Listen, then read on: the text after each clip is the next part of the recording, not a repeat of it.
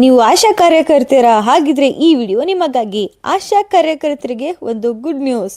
ವೇತನದ ಪಾವತಿಗೆ ಸರ್ಕಾರದ ಕಡೆಯಿಂದ 175.75 ಕೋಟಿ ರೂಪಾಯಿ ಬಿಡುಗಡೆ ಮಾಡಲಾಗಿದೆ. ಈಗ ಬರಬೇಕಿದ್ದ ವೇತನ ಕೇಂದ್ರ ಸರ್ಕಾರದಿಂದ ತಡವಾಗಿದ್ದು, ಇನ್ನು ಮೇಲೆ ಹೀಗಾಗಬಾರ್ದು ಅಂತ ರಾಜ್ಯ ಸರ್ಕಾರ ತೆಗೆದುಕೊಂಡ ಹೊಸ ಕ್ರಮಗಳೇನು, ಎಷ್ಟು ವೇತನ ನಿಮಗಾಗುತ್ತೆ ಏನು ಅಂತ ಎಲ್ಲವನ್ನು ಈ ಕಂಪ್ಲೀಟ್ ಆಗಿ ಈ ಒಂದು ವಿಡಿಯೋದಲ್ಲೇ ನೋಡೋಣ. ವಿಡಿಯೋನ ಮಿಸ್ ಮಾಡದೆ ಕೊನೆ ತನಕ ನೋಡಿ. ನಮಸ್ತೆ Karnataka, welcome to all updates Kannada channel. ರಾಜ್ಯದ ರಾಷ್ಟ್ರೀಯ ಆರೋಗ್ಯ ಅಭಿಯಾನ ಅಡಿಯಲ್ಲಿ ಕಾರ್ಯನಿರ್ವಹಿಸುತ್ತಿರುವ ಗುತ್ತಿಗೆ ನೌಕರದಾರರು ಮತ್ತು ಆಶಾ ಕಾರ್ಯಕರ್ತರಿಗೆ ರಾಜ್ಯ ಸರ್ಕಾರದಿಂದ ಶುಭ ಸುದ್ದಿ.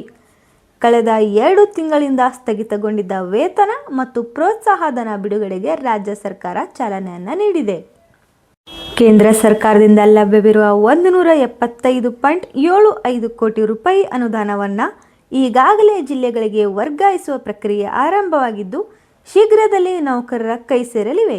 ರಾಜ್ಯದ ಆರೋಗ್ಯ ಮತ್ತು ಕುಟುಂಬ ಕಲ್ಯಾಣ ಸಚಿವ ದಿನೇಶ್ ಗುಂಡೂರಾವ್ ಅವರು ಈ ಮಾಹಿತಿಯನ್ನು ಹಂಚಿಕೊಂಡಿದ್ದಾರೆ. ಆರೋಗ್ಯ ಕಾರ್ಯಕರ್ತರ ಹಿತದೃಷ್ಟಿಯಿಂದ ಈ ಪರಿಸ್ಥಿತಿಯನ್ನು ಗಂಭೀರವಾಗಿ ಪರಿಗಣಿಸಿದ ರಾಜ್ಯ ಸರ್ಕಾರವು ಮಹತ್ವದ ನಿರ್ಧಾರವೊಂದನ್ನು ಕೈಗೊಂಡಿದೆ.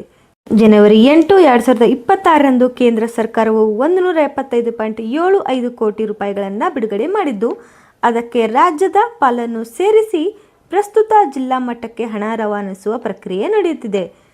ರಾಜ್ಯ ಸರ್ಕಾರ ಇದೀಗ ನೌಕರರ ಸಾಮಾಜಿಕ ಭದ್ರತೆ ಮತ್ತು ಆರ್ಥಿಕ ಸ್ಥಿತಿಯನ್ನು ಗಮನದಲ್ಲಿಟ್ಟುಕೊಂಡು ಇನ್ನು ಮುಂದೆ ಕೇಂದ್ರದ ಅನುದಾನ ಬರುವುದು ತಡವಾದರೂ ಸಹಿ ರಾಜ್ಯ ಸರ್ಕಾರವು ತನ್ನದೇ ಮೂಲಗಳಿಂದ ಆದ್ಯತೆಯ ಮೇರೆಗೆ ವೇತನವನ್ನು ಪಾವತಿಸೋಕೆ ಮುಂದಾಗಿದೆ.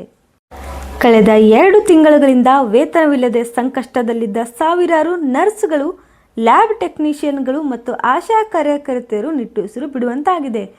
ಕಾರಣ ಅಂತ ಅಂದರೆ, ರಾಷ್ಟ್ರೀಯ ಆರೋಗ್ಯ ಅಭಿಯಾನದ ನೌಕರರ ವೇತನ ವಿಳಂಬದ ಕುರಿತು ಸ್ಪಷ್ಟನೆ ನೀಡಿರುವ ಯೋಜನಾ ನಿರ್ದೇಶಕರು ಹಣಕಾಸು ವರ್ಷದ ಮಧ್ಯಭಾಗದಲ್ಲಿ ಕೇಂದ್ರ ಸರ್ಕಾರವು ಜಾರಿಗೆ ತಂದ ಹೊಸ SNA ಸ್ಪರ್ಶ್ ಪಾವತಿ ವ್ಯವಸ್ಥೆಯೇ ಈ ಸಮಸ್ಯೆಗೆ ಮುಖ್ಯ ಕಾರಣ ಎಂದು ತಿಳಿಸಿದ್ದಾರೆ.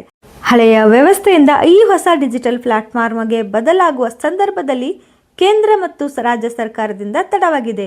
ರಾಜ್ಯ ಸರ್ಕಾರದ ಹೇಳಿಕೆ ಅಂತಂದರೆ, ಇನ್ಮೇಲೆ ಕೇಂದ್ರ ಸರ್ಕಾರದಿಂದ ಬರುವ ಅನುಮೋದನೆ ತಡವಾದರೂ ಸಹಿ ತನ್ನ ಮೂಲಗಳಿಂದ ವೇತನವನ್ನು ಮಾಡಲಿದ್ದಾರೆ.